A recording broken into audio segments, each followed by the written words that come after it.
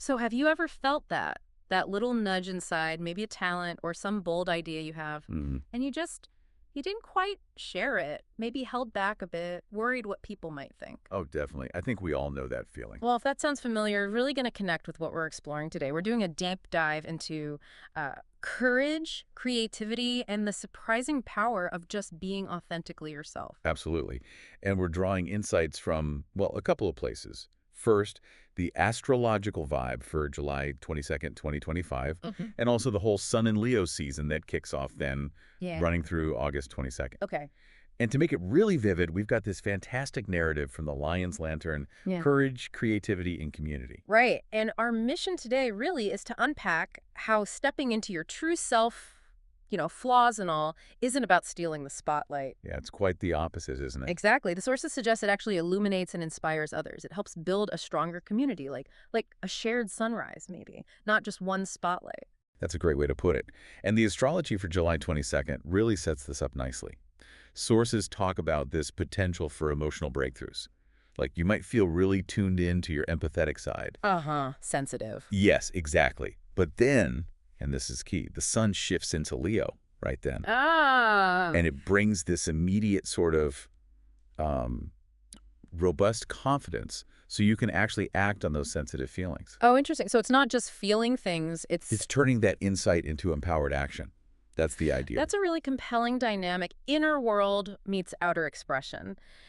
Do the sources talk much about that tension, wanting Yeah, to feel safe versus wanting to share your unique gifts? they absolutely do. And they suggest that real security often comes from expressing yourself authentically. Not from playing small. Right, not from hiding. Now, sure, there might be moments, maybe pessimism, self-doubt tries to creep in, Yeah. trying to block you. But the sources say that only really happens if we, let it. Yeah. Because the energy, especially moving into the evening of that day, shifts quite a bit. Ah, so. Well, it points towards a surge of optimism, new creative opportunities opening up, and just feeling more adaptable, more ready for change, which makes it easier to push past those doubts. And this all kind of sets the scene for the whole Leo season, right? July 22nd to August 22nd. Precisely. For anyone familiar with astrology, Sun in Leo, that always amps up creative expression, leadership themes, doesn't it? It really does. It's this annual cosmic nudge, you could say, encouraging us to live more boldly, more from the heart, unapologetically. So it's a time to share passions, talents. Yes, generously. You might get sudden clarity on what truly matters to you. Or maybe you'll recognize that feeling one source mentioned, like you've been holding back your brilliance for people who forgot their sunglasses. I like that phrase. It paints a picture. But that point about avoiding self-centeredness seems really important here because Leo energy is powerful. How do the sources draw the line between confidence and, well, vanity? That's a crucial distinction they make. Yes, Leo season boosts individual brilliance, but it also emphasizes community. Mutual respect, creative collaboration, Mm-hmm. those are just as important. Nope. The sources explicitly warn against things like vanity, drama, being self-absorbed. True leadership, they say, it's rooted in humility, compassion, uplifting others. Inspiring, not demanding attention. Exactly, which actually leads us perfectly into the story of the Lion's Lantern. Ah, right. The story. Yeah, it puts all these ideas into practice. So in this radiant kingdom, Solaria, there's a young artisan, Kael. Mm. He makes these incredible glass lanterns, like glowing stories, but he keeps them hidden, afraid to shine too bright. Why? What was he afraid of? Well, his uncle had told him, you don't want people to think you're full of yourself. Nobody likes to show off. Classic advice, right? Oof. Yeah, sadly relatable. So he learned to dim his own light. He did. Poured his spirit into quiet corners. It really captures that fear, doesn't it? That showing your true self might look like arrogance. Definitely. It makes you wonder how much talent stays hidden because of that. Totally. But then comes Leo season and the Festival of the Flame in Solaria. Okay. Kael feels drawn to this place, the Temple of Hearts. Mm. And there's a woman speaking, Celine. Her voice is described as like bells and thunder. And she says, What did she say? "This is not the season for shrinking. This is the season of the Lion's Lantern.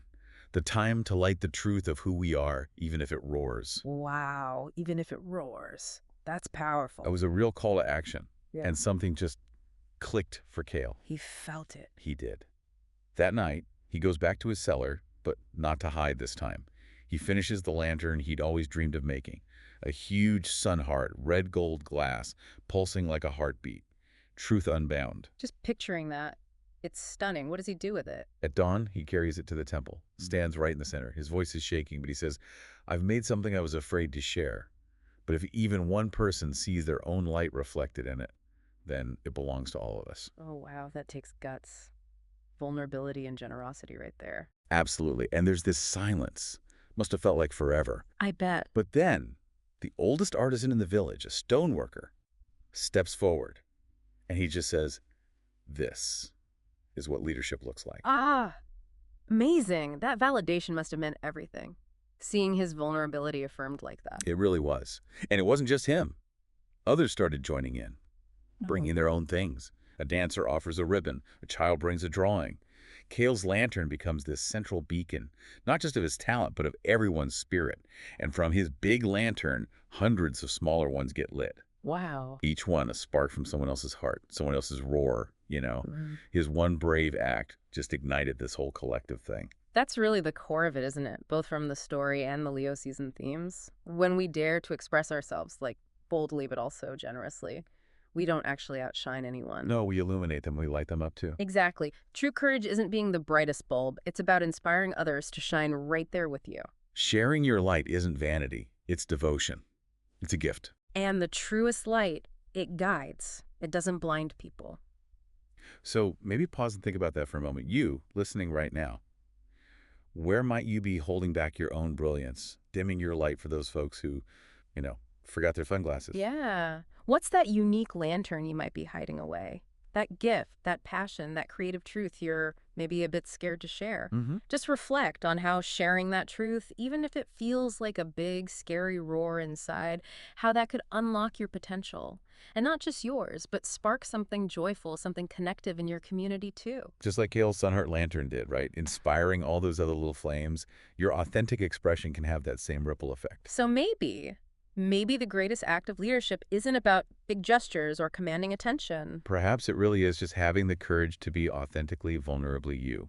And just allowing that truth, your truth, to ripple out, inviting others gently to do the same.